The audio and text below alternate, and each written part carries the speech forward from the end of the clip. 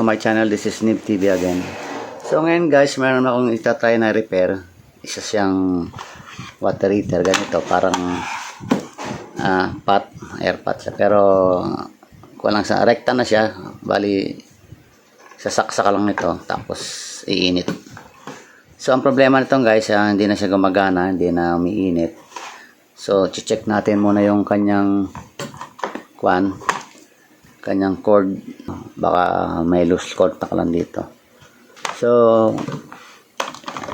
yan, pag sinaksak natin guys, yan wala siyang itong power on nya, yan hindi siya nag-response. So ibig sabihin talagang walang power na pumapasok. So first time ko guys bubuksan to, so hindi ko pa alam kung ano yung mga piyesa sa loob.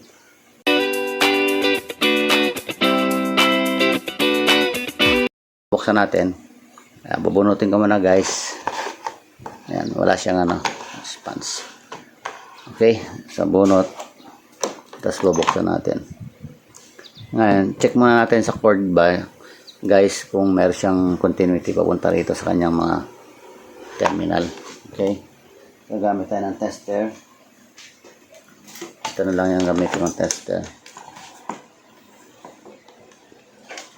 Switch on natin. Okay. Lagyan natin muna sa manual. Dito wala. Ayan, continuity.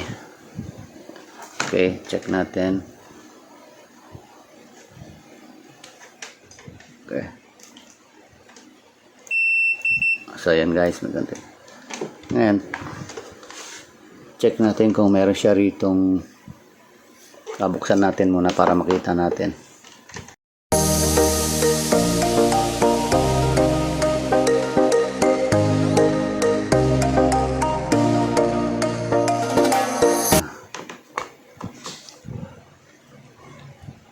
Isa muna.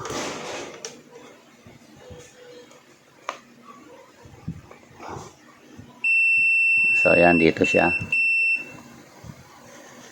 Itong isa dapat dito sa blue wire. So meron. Okay. So walang problema guys, yung natin dito naman. Tingnan natin dito, baka yung kuwan nito hindi nagtatouch na dito. So try natin ulit.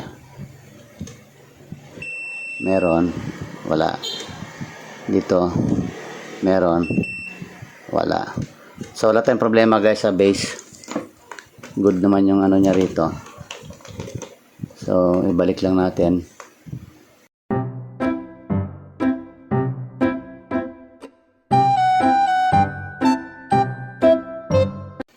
Buksan din natin pala ito.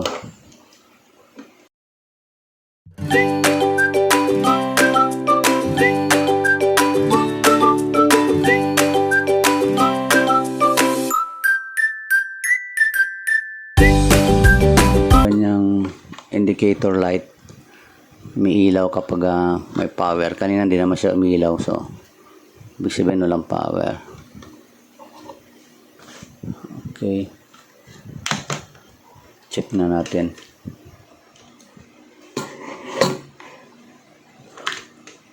Tingnan natin kung meron tayong makukuhang reading.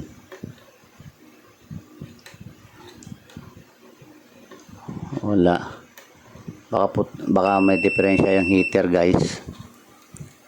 Mukhang heater na nga yata yung may diferensya. Ito guys, so yun na sa loob. Wala tayong nakuha nga eh.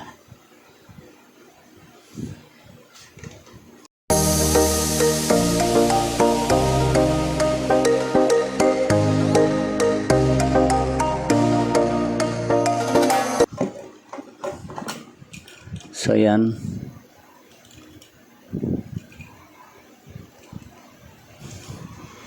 Meron siya palang dito guys sa loob. Thermostat niya ito. Ito yung nagkiklik kapag umiinit, nag-switch off siya. So testingin natin guys yung kuan.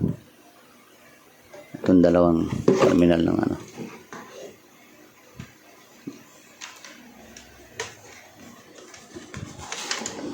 Sana guys hindi siya putol. Kung putol siya, wala, hindi natin mare-repair guys. Wala tayong pamalit.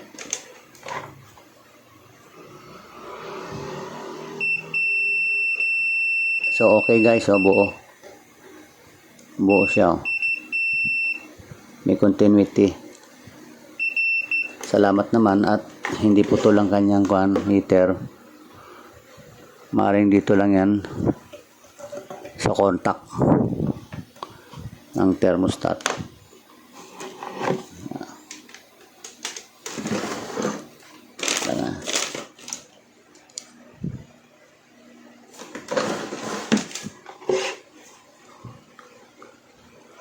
Ito siguro yung contact dito sa switch. Check natin.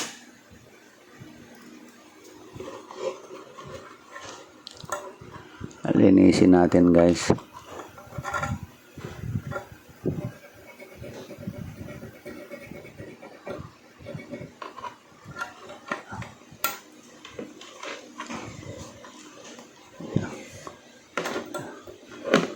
Try natin linisin. Baka hindi na siya nagkakaroon ng magandang contact dahil sa ano, karoon ng parang molds.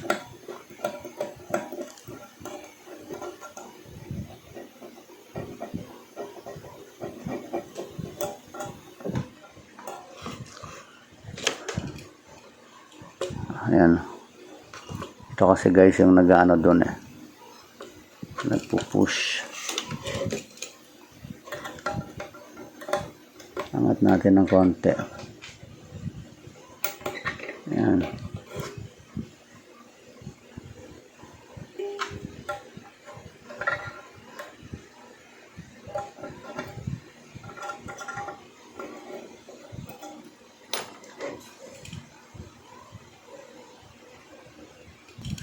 Switch na ito.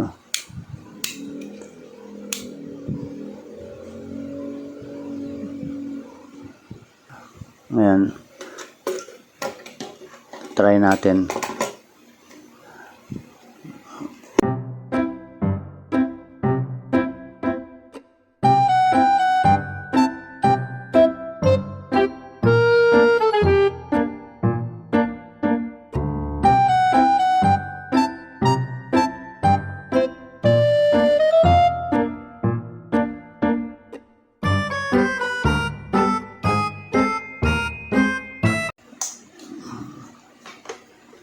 Saksak natin. Ayun, umilaw na siya guys. So, ibig sabihin gumagana na siya. Okay. Naayos na natin guys, na-fix na natin. Ayan, umilaw na. Kanina di siya umiilaw. Pag in-on, mamatay yung ilaw. O pala yun, ito yung on. Ayan. Ayan. Nag-automatic off siya kasi mainit na siya. Ayan. Okay. So, good na guys. Yun lang yung ginawa natin. Nilinis natin yung sa loob. So, good na to. Ayan. Ayan. Medyo mainit-init na siya guys. Ayan, oh.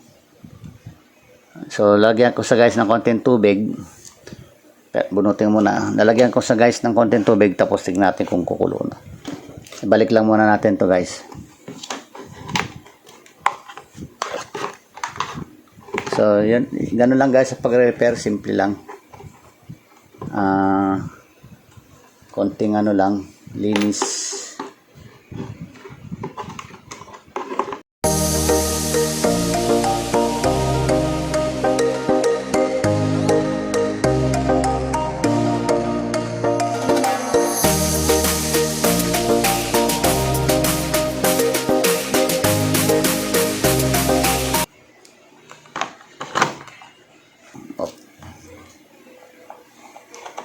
Okay, so pag ino natin guys, ayun, umilaw na.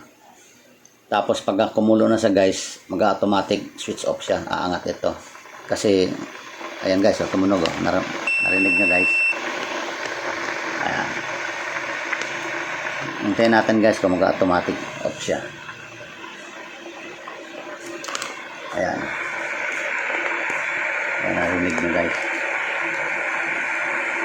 So meaning good na yan. Magana na.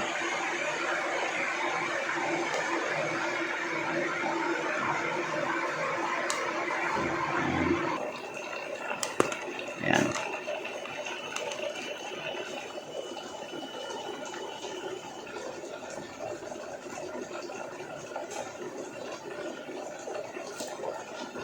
Ayan, init na. Ayan guys, nagana na siya. Nag-automatic off na. Ayan. Namatay na yung ilaw. Tapos pan. Okay. So, okay na repair.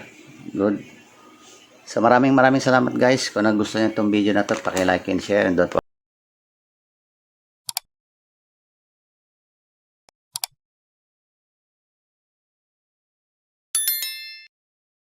forget to subscribe to my channel, Nib TV. So sana guys, wag kayo magsama, manood ng aking mga video. Panoorin niyo yung mga luma kong video.